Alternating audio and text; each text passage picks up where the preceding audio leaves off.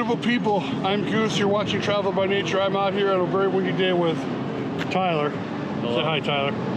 And we were out running some errands down here in, we should say South Bakersfield? Yeah. Southeast Bakersfield, near here. We're right off of South Union near Wilson. And I remembered this right here. And I'm gonna like show you a name and see if you remember what the name is. See if you can tell me what it is. The name here is Crystal McAuliffe. She was a school teacher. And this right here is a little memorial to all those who died on the Challenger all those years ago. I can't even remember. Yeah, we got a nice little...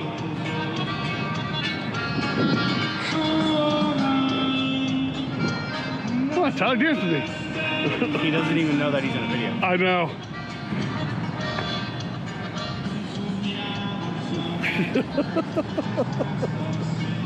Anyway, getting back to the seriousness here of this memorial. These are the members of the Challenger disaster that passed away all those years ago. And the funny thing is, I kind of remember when this happened because I was actually in 4th period in high school when one of my good friends, Glenn Guster, walks in and he says, "Hey, are we leaving school? Is school being dismissed because the Challenger blew up?" And we're all like, "What?" He goes, "Yeah, the Challenger blew up." And to be honest, I mean, Glenn's a good friend of mine. He is kind of a jokester, so we weren't sure if we could take him seriously. So it was kind of like, did he just say this so that he'd get out of class? So that, you know, but he's like, no, the Challenger really blew up. And back then, in the mid 80s, we didn't have internet, we didn't have cell phones, didn't have anything that we could like, unless you were listening to like talk radio or news radio at the time, nothing was gonna tell you that the Challenger blew up. And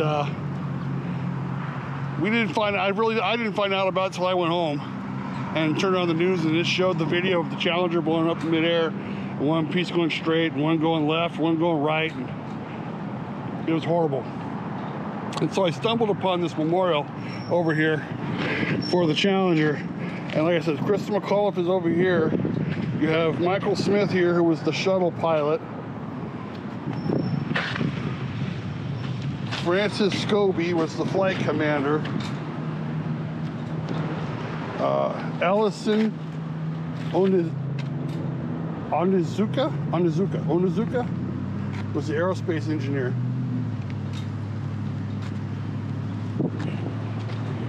Judith Resnick here was the electrical engineer. Gregory Jarvis was the electrical engineer.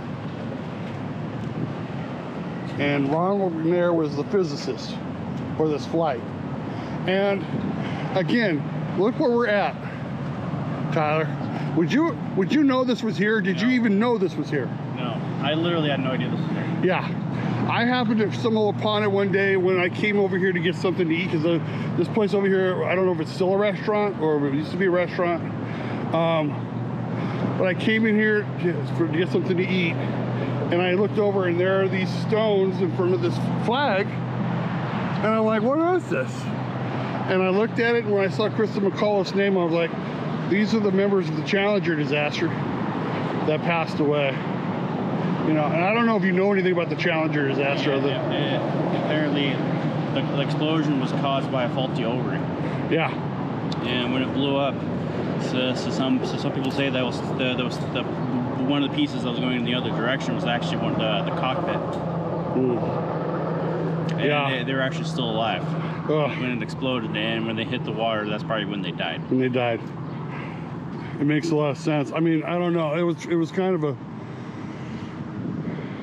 it was a big deal. Yeah. It was a big deal. That was something that, you know, that was something that happened that kind of changed the game for NASA. That's why a lot of times when something gets scheduled to launch out of NASA, if something doesn't seem right, they'll scrap it, they'll go back, they'll make sure it's everything okay, because they don't want to have another Challenger. They don't. And I remember back then, they were like sending up a shuttle like every several months. to go into space, because we were really getting back into the space exploration and everything. We really want, and I think that's something we really want. It's really gearing up now. We want to get back to, you know, being part of the space exploration. Yeah, we're getting. It's going to be like 2030 in like 4 years, and we need like a moon base. It would be nice to have a base on the moon. Yeah, that's probably that's actually what they're preparing for. That's what the thing was for. Oh, really? Yeah, they're doing a test flight because some people said that we want to put a permanent moon base. Yeah. Do you think it'll be on the dark side of the moon? What, do you think Pink Floyd would be there? I don't know. But seriously, like seriously, it'd be cool. I want people to be out on like have a colony on Mars in my lifetime. It would be nice. I mean, Yeah. you know, I mean, it's kind of weird that for at least a decade or so that we weren't exploring space, and now we're back in it. Like SpaceX and NASA, and I think a few other companies are trying to get together. And Kern County here is becoming more and more known for its aerospace, you know, companies and everything else. But like I said, if you look, let me just turn this camera around back again. Look where we're at. We're at the corner of South Union and Wilson. And if many people would just think that this is just a simple flag that's just, they wouldn't know anything about these stones here, these boulders with these plaques on them. And I would think that the only name that would stick out to them would be Kristen McAuliffe, because she was the most famous. She was the school teacher. It's, I mean, this is a very humbling but very poignant memorial to these 7 people. 7 people, as I'm counting the rocks. But yeah, and I think we just celebrated the anniversary for the Challenger disaster pretty recently. So, Yeah.